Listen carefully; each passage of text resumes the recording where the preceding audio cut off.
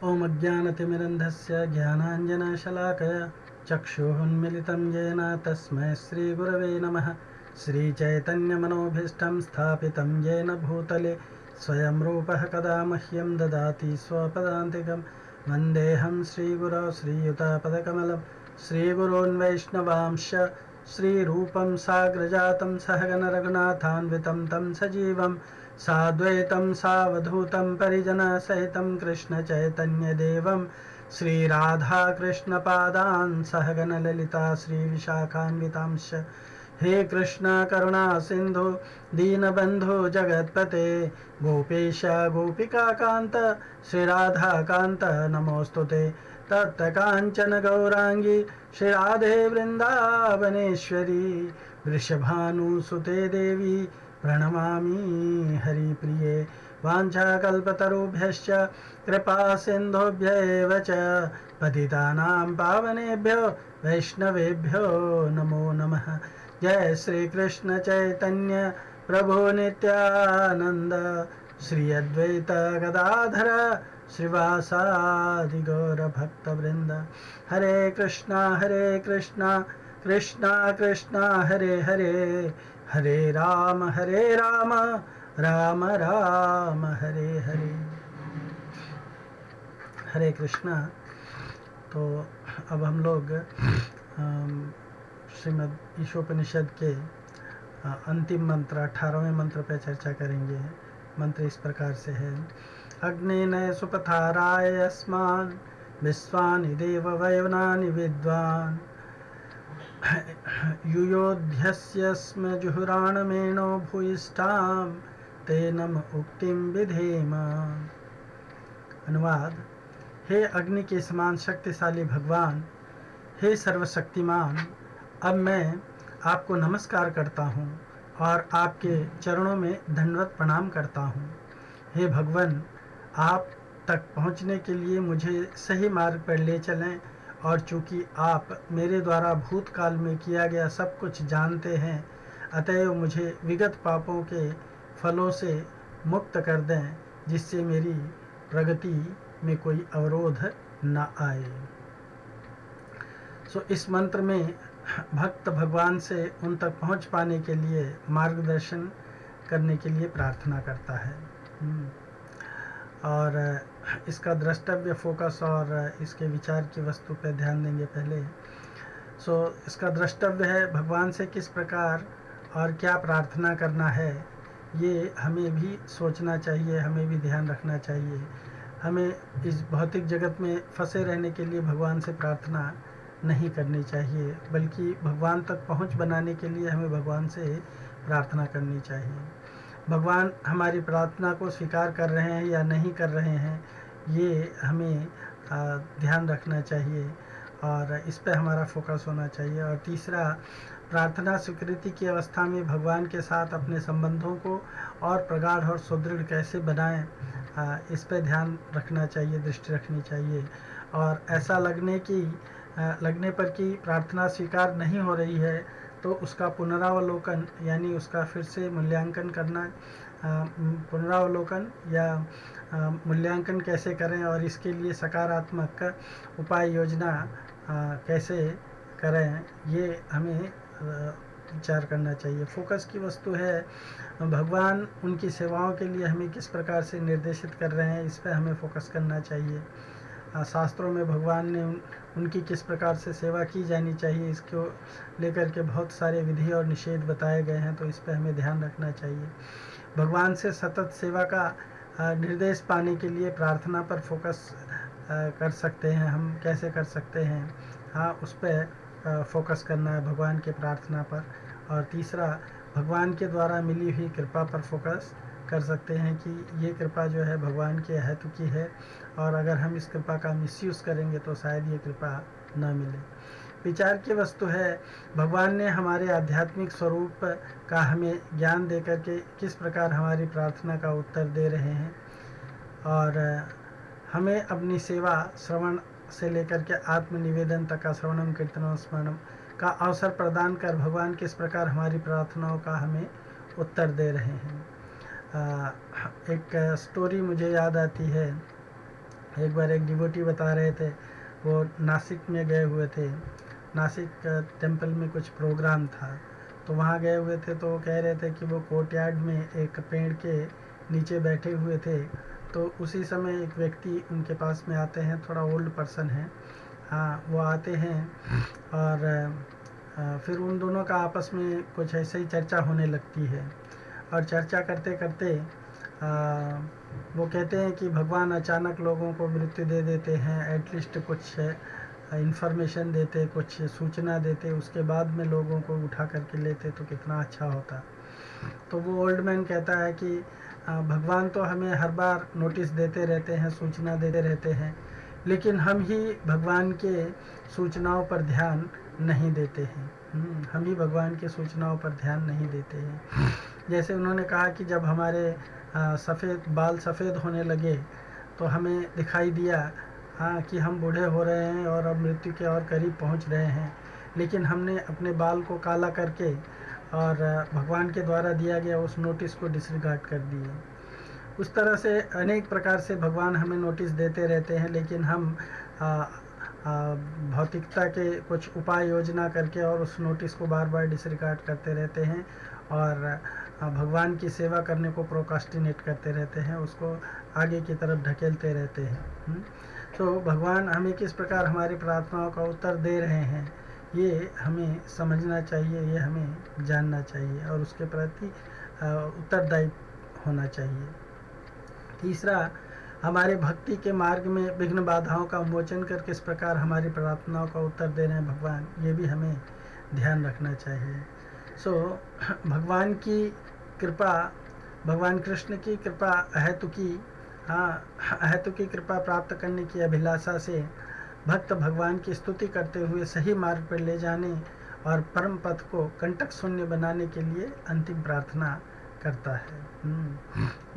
जब उसको अंतकाल आएगा तो हर एक को यही प्रार्थना करना है भगवान से कि हे प्रभु, अब मेरा अंतकाल आ चुका है और आप मुझे इस भौतिक जगत से मुक्त करो, आपके चरण कमल का आश्रय दो। ये अंतिम प्रार्थना है। और भगवान की शरण जाने के लिए मार्ग बड़ा ही कठिन है, बड़ी ही कठिन है डगर अपन घट की, कहते हैं ना, कैसे मैं भर लाऊं जमुना से मटकी। ये बड़ा कठिन मार्ग है भक्ति का मार्ग, लेकिन इस मार्ग पर बने रहना के लिए भगवान की कृपा की आवश्यकता होती है। इसलिए भक्त जो है अपने पुरुषार्थ पर, अपने सामर्थ्य पर विश्वास न करके वो भगवान की कृपा पर विश्वास करता है। तो इस श्लोक में भक्त अपने आप को भगवान के चरण कमलों में समर्पित करता है और कर्म बंधन से मुक्ति के लिए सहायता और उपाय के लिए याचना करता है।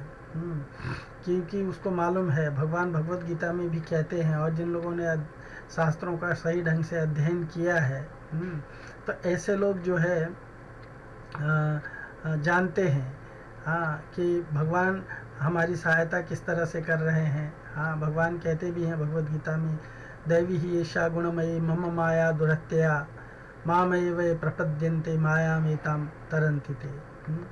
तो हम कर्म बंधन में पड़े रहना चाहते हैं या कर्म बंधन से मुक्ति चाहते हैं, ये हमें समझने की आवश्यकता है। भगवान की शरणागति स्वीकार करने से व्यक्ति के सारे कर्म दग्ध हो जाते हैं। ये श्रील प्रभुपाद जी पहले पैराग्राफ में बताते हैं। पैराग्राफ इस तरह से है, भगवान की शरण ग्रहण करने तथा हेतु की कृपा के लिए प्रार्थना करने से भक्त पूर्ण आत्म साक्षात्कार के पथ पर प्रगति कर सकता है। भगवान को अग्नि के रूप में संबोधित किया गया है यहाँ पे, क्योंकि वे किसी भी वस्तु को भस्म कर सकते हैं, हमारे कर्मों को भी भस्म कर सकते हैं, जैसा कि इसमें बताया गया है ब्रह्म संहिता में। हाँ, कर्माणि निर्दहति किंतु च भक्ति भाजाम। हाँ, कर्माणि निर्दहति अन्यथा यस्त्व इंद्र गोपम अथवेंद्र महो स्वकर्मा बंधान रूप फल भाजनम आतनोति। इंद्र से लेकर के इंद्र गोप तक सभी लोग जो है इस भौतिक जगत में कर्म बंधन के या बंधन रूप फल से हाँ बंधे हुए हैं, लेकिन भक्ति करने मात्र से समस्त कर्म बंधन जो है वो नष्ट हो जाते हैं। तो इसीलिए भक्त ब्रह्मा जी बताते हैं कि भगवान की प्रार्थना कैसे करनी चाहिए। गोविंदम आदि पुरुषम तमहम भजामि। हाँ, भगवान की शरणागति स्वीकार करने से व्यक्ति सारे कर्म बंधन दग्ध हो जाते हैं। हाँ, यदि कोई भगवान को समर्पित ही नहीं है तो वह निश्चय ही विकर्म में रत रहेगा और अपना भविष्य खराब कर लेगा। इसमें भगवद गीता में इस चीज़ को बताया गया है कि भोग ऐश्वर्य प्रसक्ता नाम तया अपहरित चेतसाम व्यवसायत्मिका बुद्धि समाधो न विधीयते। जो भोग और ऐश्वर्य में आसक्त रहते हैं, प्रकृष्ट रूपेण आसक्त रहते हैं, तया ऐसे लोगों की चेतना जो है अपहरण हो चुका होता है। ऐसे लोगों की व्यवसायत्मिका बुद्धि जो होती है, एक ह करो नंदन, भगवान में लगने वाली बुद्धि, वो बुद्धि नहीं रहती है। हाँ, उनको इस तरह की बुद्धि प्राप्त नहीं होती है।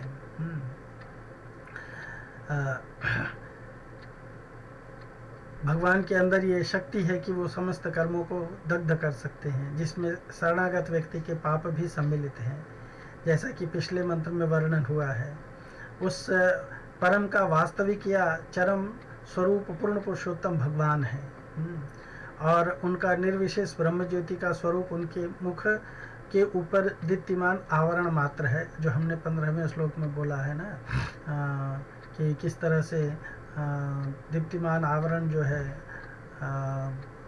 हिरण्मयेन पात्रेण सत्यस्य पहितम मुखम, भगवान का मुख जो है उससे ढका हुआ है। तो भक्त प्रार्थना करता है उसको हटाने के लिए। इस प्रयास में आत्म साक्षात्कार का कर्मकांड पथ सबसे निम्न है। हाँ, कर्मकांड का पथ जो है वो सबसे निम्न है, जो यहाँ पे बताया गया है। भगवान को अग्नि के रूप में संबोधित किया गया है, क्योंकि वे किसी भी वस्तु को भस्म कर सकते हैं। भगवान जो है काल के रूप में आकर के सब कुछ को नष्ट कर देते, भस्म कर देते हैं, और व्यक्ति के पाप को भी चुरा लेते हैं। भगवान भस्म, ये भगवान के जो चौराग्रगण्यम श्लोक है उसमें इस तरह से मेंशन है, पादाश्रितानां च समस्त चौरम। हाँ, ब्रजे प्रसिद्धम नवनीत चौरम, इस चौराष्टकम में बताया गया है कि पादाश्रितानां च समस्त चौरम, जो उनके चरण कमलों का आश्रय ले लेते भगवान उनका सब कुछ चुरा ले लेते हैं।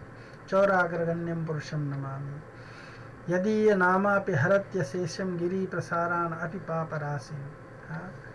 आश्चर्य रूपो ननु चौर इत्रिक दृष्टो सुतो वा न मया कदापि। यदि भगवान का नाम कोई एक बार ले लेता है तो अशेष, अनलिमिटेड पाप राशि जो है तुरंत हरण हो जाता है। भक्त कहता है कि आश्चर्य है, ऐसा चोर कभी तो देखने और सुनने को नहीं मिला, जो उसको स्मरण करने मात्र से सब कुछ हरण कर लेता है। राइट, तो भगवान जो है सब कुछ नष्ट कर देते हैं।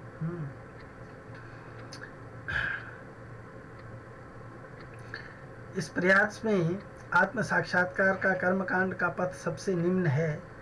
ऐसे कर्म वेदों के अनुष्ठान से लेस मात्र भी विचलित होने पर भी विकर्ण में परिणित हो जाते हैं, है ना। जैसे भगवान का नाम लेने मात्र से अहो बत्स्वपचो तो गरियान यह जिह्वा अग्रे वर्तते नाम तुभ्यम, ते पुस्तपस्ते जुहु सस्नुराया ब्रह्मानुचूर्णम गृणंति ये ते।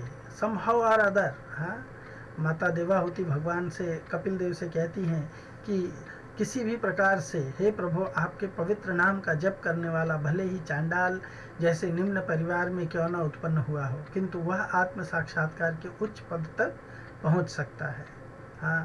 उच्च पद तक पहुंच सकता है, लेकिन कर्मकांड करने से व्यक्ति जो है इन तक नहीं पहुंच सकता है, क्योंकि कर्मकांड में अनेक प्रकार के बंधन है। कर्मकांड वेदों के अनुष्ठानों से लेश मात्र भी विचलित न होने पर विकर्म में परिणित हो जाते हैं। कर्मकांडों के लिए तंतन नियमम अस्थाय प्रकृत नियता स्वया, ऐसे कर्मकांड के लिए हर देवताओं की उपासना के लिए अनेक प्रकार के नीति नियम बनाए गए हैं, और उस नीति नियम से थोड़ा सा भी डिस्ट्रैक्शन हो जाता है, या थोड़ी सी भी गलती हो जाती, मिस्टेक हो जाता है, तो वो विकर्म में परिणित हो जाते हैं। उसके बहुत सारे उदाहरण शास्त्रों में दिए गए हैं।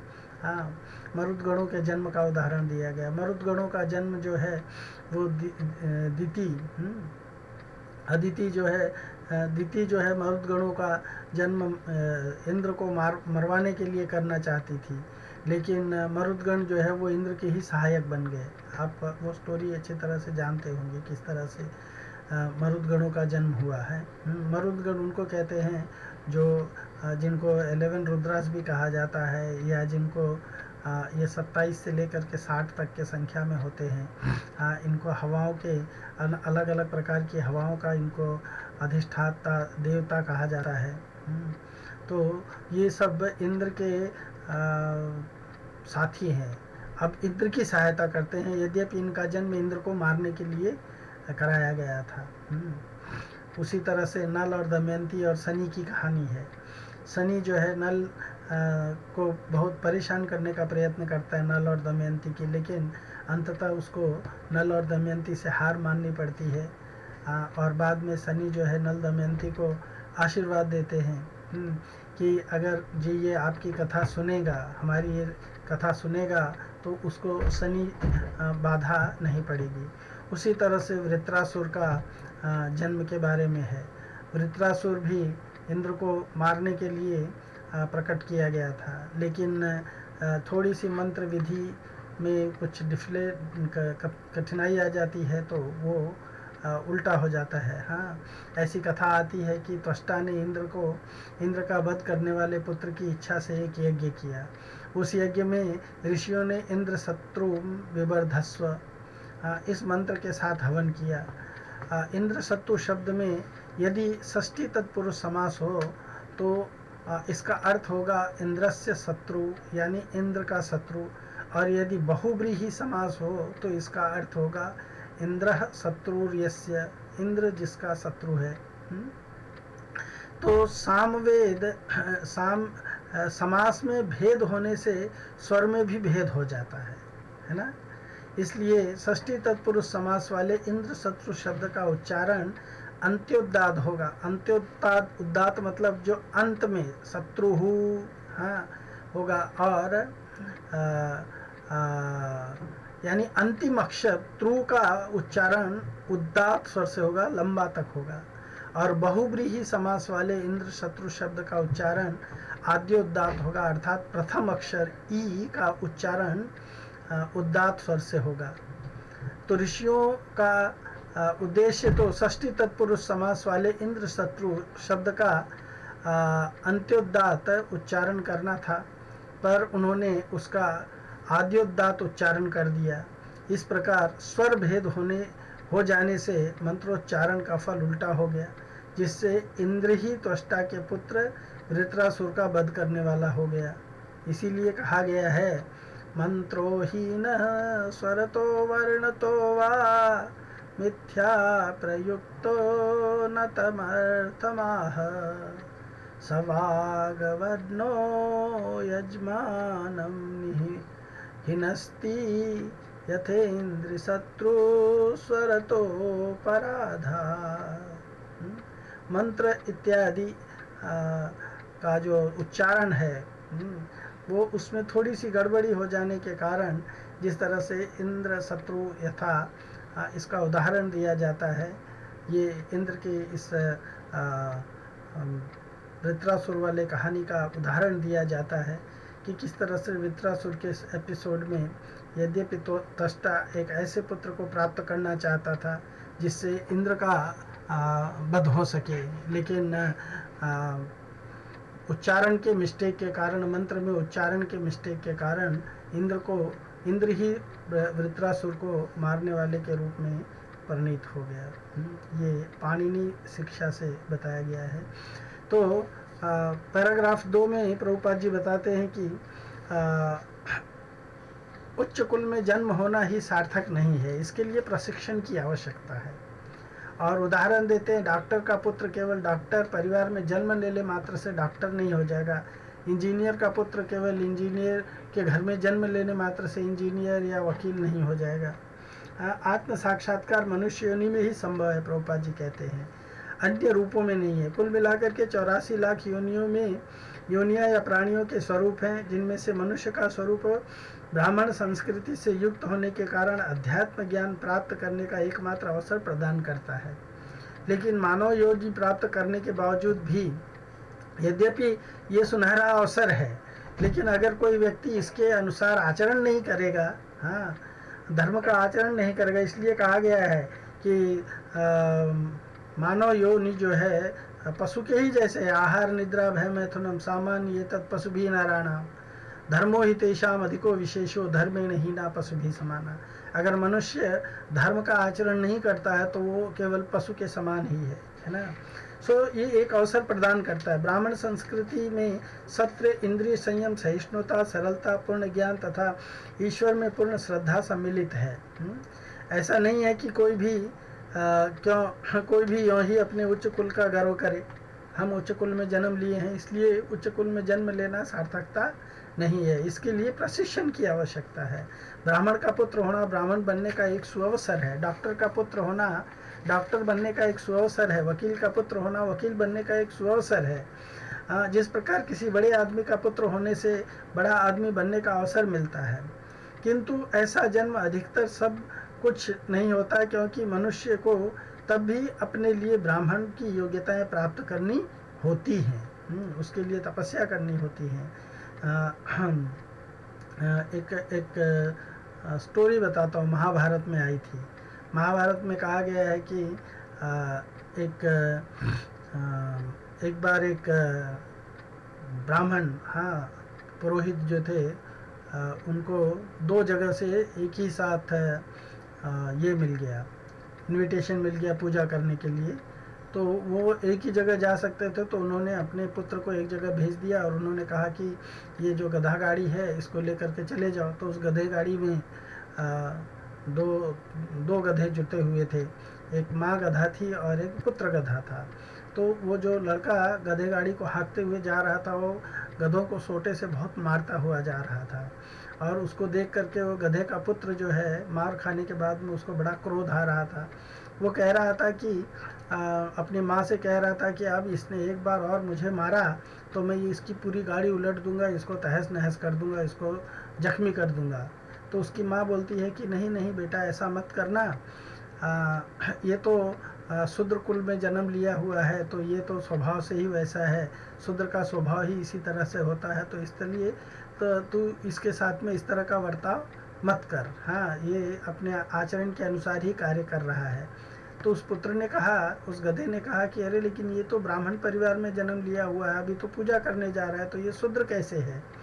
तो उसकी माँ फिर बताती है कि इसकी माता जो है, इसके पिता, जिनको ये अपना पिता मानता है, वो ब्राह्मण यहाँ न रहने के, घर पर न रहने पर इसकी माता ने किसी फल बेचने या तरकारी बेचने वाले या किसी अन्य प्रयोजन से किसी सेवक से उसने इस पुत्र को प्राप्त कर लिया था, जो शूद्र के कैटेगरी का था या शूद्र समाज से आता था। हाँ, तो चूँकि ये शूद्र पुत्र है, इसीलिए ये शूद्र पुत्र है, भले इसने ब्राह्मणी के घर से जन्म लिया है। तो चूँकि ये लड़का जो है, इसको गधों की भाषा समझ में आती थी, तो वो सुन रहा था, और वो सुनते सुनते तब वो वहाँ से ही उसको लगा कि वो ब्राह्मण नहीं है, तो अपनी गाड़ी लौटाया और लौटा करके वापस घर आ गया। घर आकर के अपने पिता से कहा कि पिता, मैंने इन गधों को आपस में बात करते हुए सुना है। हाँ, माता पुत्र आपस में ये बात कर रहे थे कि मैं शूद्र का पुत्र हूँ, तुम्हारा पुत्र नहीं हूँ। तो उसने फिर उसको बताया कि गधे क्या बात कर रहे थे, और फिर उसने कहा कि मुझे ब्राह्मण बनना है, और ब्राह्मण बनने के लिए मैं तपस्या करूँगा। तो वो जाकर के 100 बरस तक तपस्या करता है ब्राह्मण बनने के लिए, और 100 बरस के बाद में इंद्र प्रकट होते हैं और इंद्र पूछते हैं कि क्या चाहिए तुम्हें। तो वो कहता है कि मुझे ब्राह्मण बनना है। Indira said impossible, nothing possible, हाँ, ये पॉसिबल नहीं है।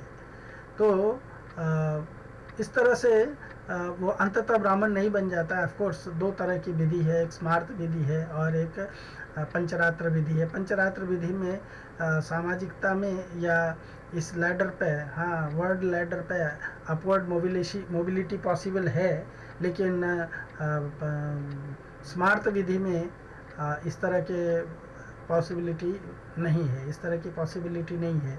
तो कहने का पॉइंट ये है कि मनुष्य जन्म लेना एक सुअवसर है, हाँ, एक सुअवसर है, पर हमें उसके लिए योग्यताओं को प्राप्त करना आवश्यक है। हाँ, जो ही मनुष्य ब्राह्मण का पुत्र होने के कारण अपने जन्म पर गर्व करता है, किंतु वास्तविक ब्राह्मण के गुणों को प्राप्त करने की उपेक्षा करता है, तो ही वह पद से विपत हो जाता है, उसका पतन हो जाता है और आत्म साक्षात्कार के मार्ग से वो डिग जाता है या पतित हो जाता है।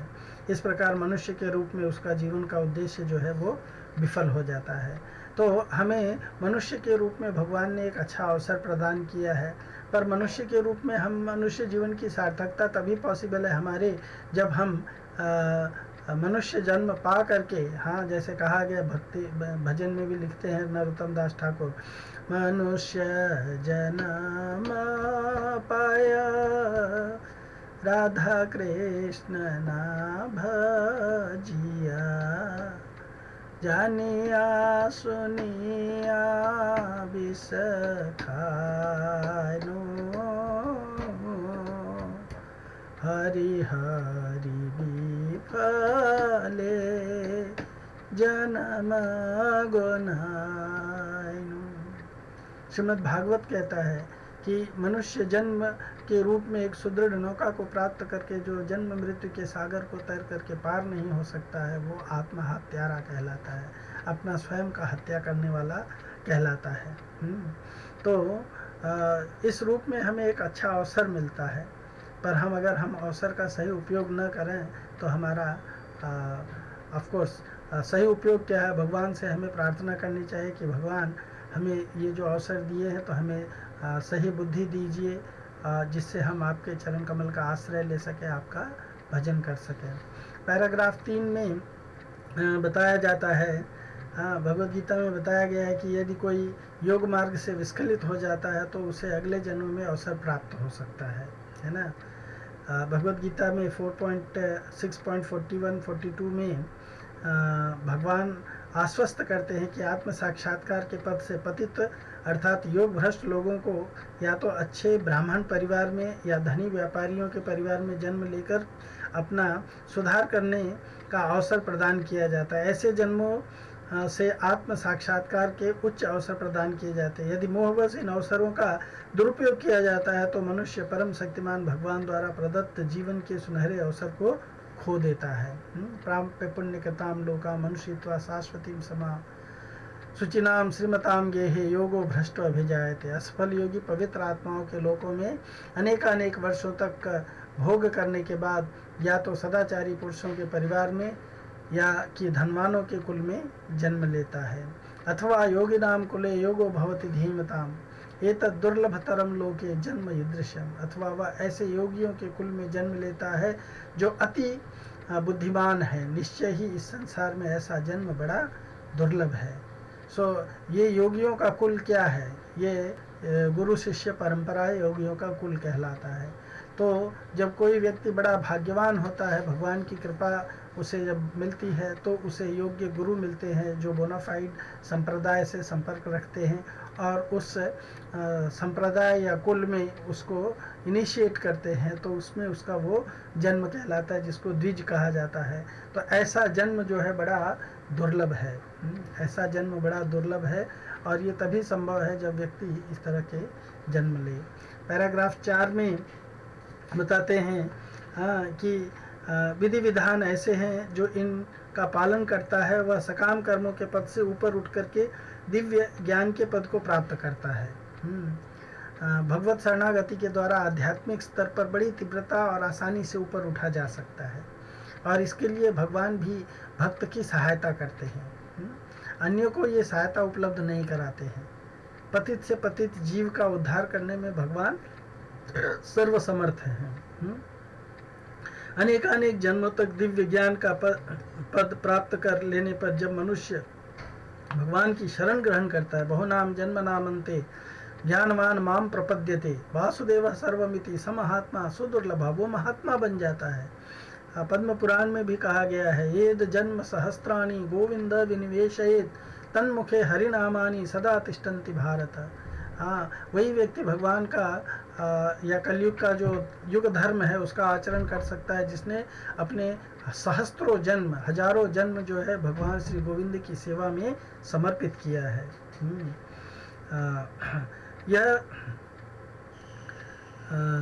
यह सामान्य कार्य है, किंतु यदि कोई प्रारंभ में ही शरण ग्रहण कर लेता है, जैसा कि इस मंत्र में संस्तुति की गई है, तो वह भक्तिमयी प्रवृत्ति ग्रहण करते ही समस्त प्रारंभिक अवस्थाओं को पार कर लेता है, जैसा कि भगवद गीता में 18.66 में बताया गया, सर्वधर्मान परित्यज्य माम एकम शरणम व्रज अहम त्वाम सर्व पापेभ्यो मोक्षयिष्यामि मा शुच।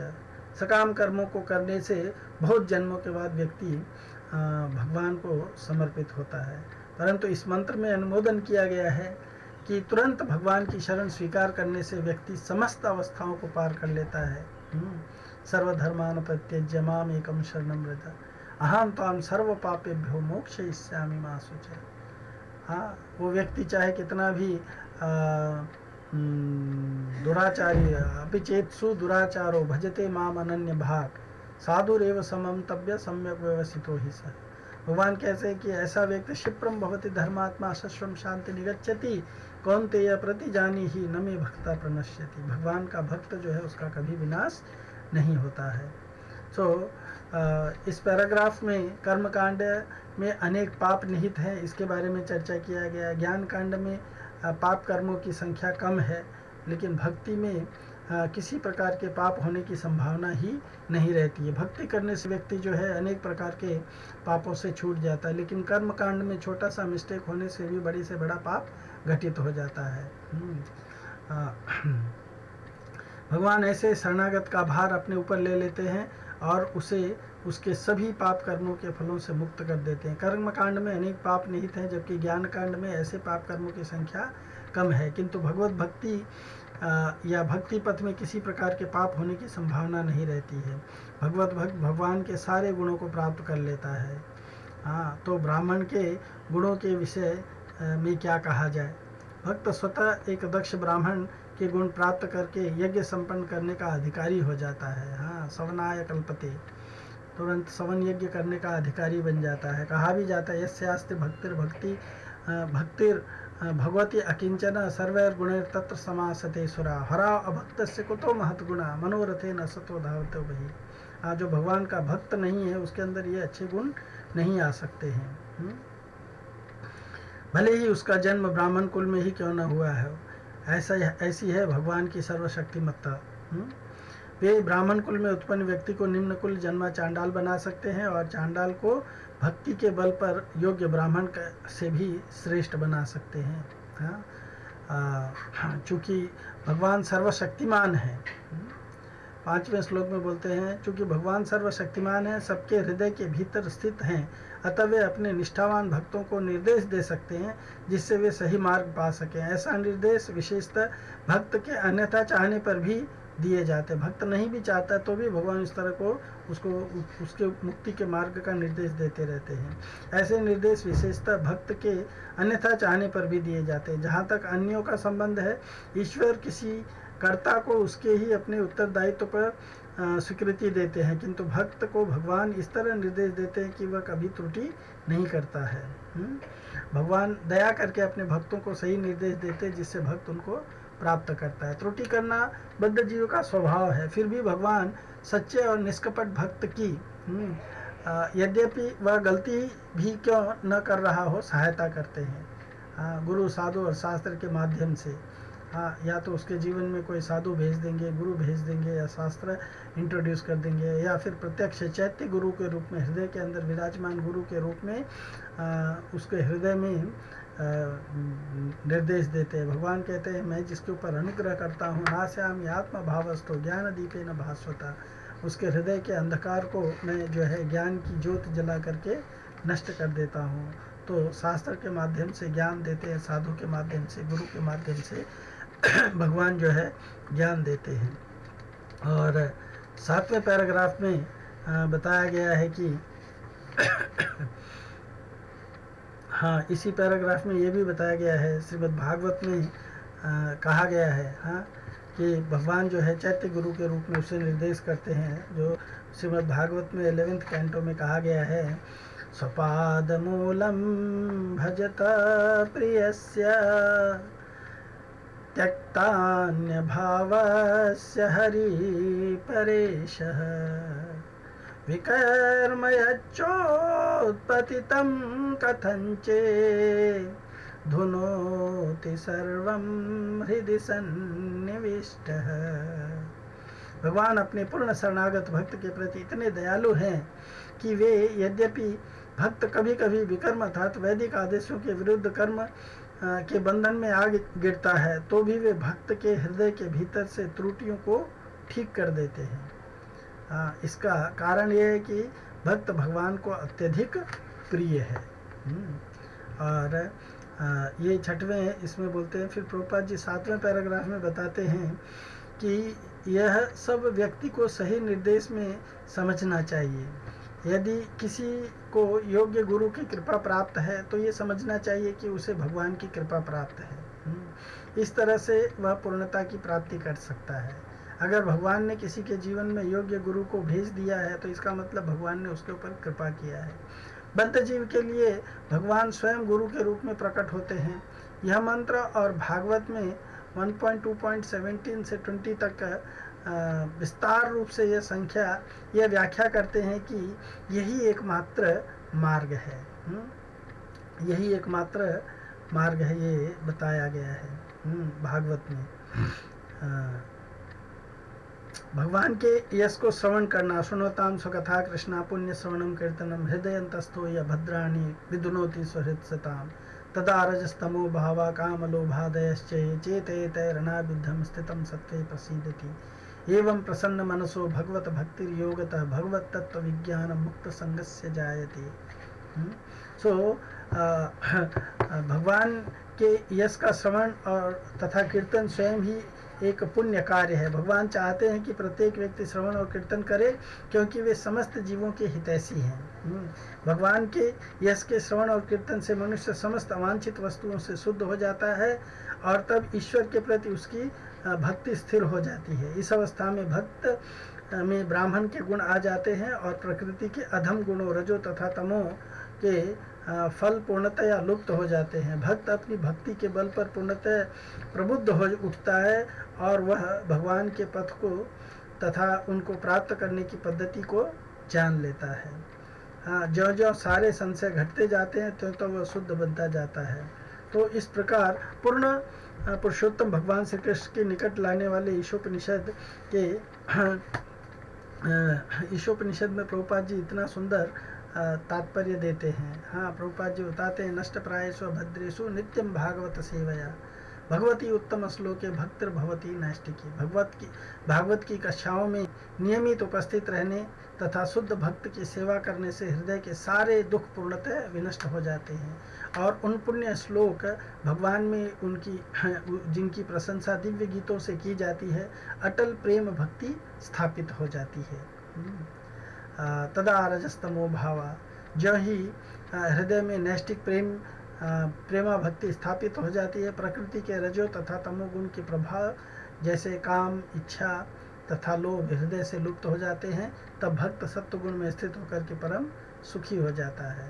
और इस प्रकार शुद्ध सत्व में स्थित होकर के जिस मनुष्य का मन भगवान की भक्ति के संसर्ग से प्रसन्न हो चुका होता है, उसे समस्त भौतिक संगति से मुक्त होने पर भगवान का सही वैज्ञानिक ज्ञान या तत्व को वैज्ञानिक रूप से जानना उसको प्राप्त हो जाता है। श्रवण और कीर्तन ही समस्त आध्यात्मिक प्रक्रियाओं का सार है। इन पर केंद्रित होकर के व्यक्ति शुद्ध भक्ति को प्राप्त कर सकता है। तो यही इस ईशोपनिषद का निष्कर्ष है। यही इस ईशोपनिषद का निष्कर्ष है और भक्त भगवान से इसीलिए प्रार्थना करता है। तो इसलिए ईशोपनिषद के इस स्टडी को समझना, पढ़ना और इसको अपने जीवन में आत्मसात करने से हम भक्ति के मार्ग में प्रशस्त हो सकेंगे। श्रील प्रभुपाद का यही उद्देश्य था कि हम भक्ति के मार्ग से विचलित न हो, स्खलित न हो। इसके लिए प्रभुपाद जी चाहते थे कि हम लोग इन सब तत्वों का अच्छी तरह से अध्ययन करें, और प्रभुपाद ने इतने सुंदर तात्पर्यों के द्वारा हमें इनका वर्णन कराया है। तो इस तरह से हमारा ईशोपनिषद का स्टडी जो है वो पूर्ण होता है। आपका बहुत बहुत धन्यवाद। Hare Krishna. Thank you so much.